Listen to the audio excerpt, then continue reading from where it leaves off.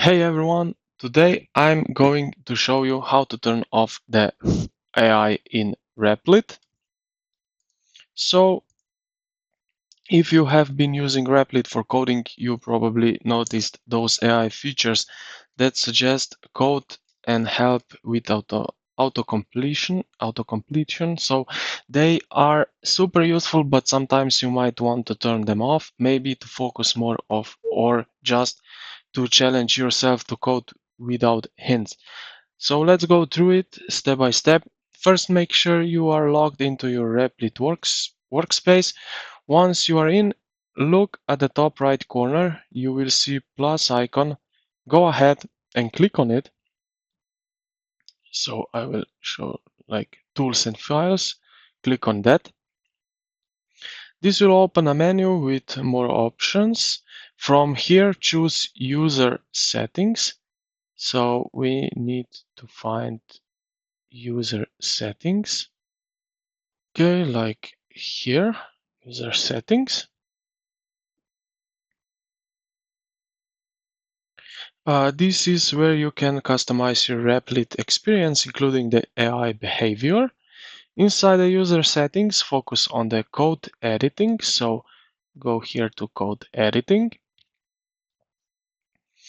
This section controls how your editor behaves while you code. Here you will see options for AI features like code suggestion and auto-completion. So to turn them off, look for a toggle that says something like AI code completion. So it might have a slightly different name, but anything mentioning AI or code completion is what you want.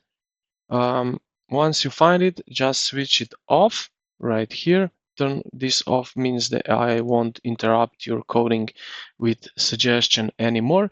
You will be coding without distraction, relying purely on your own skills. The changes takes effect immediately, so you don't need to save anything manually. So if we go back,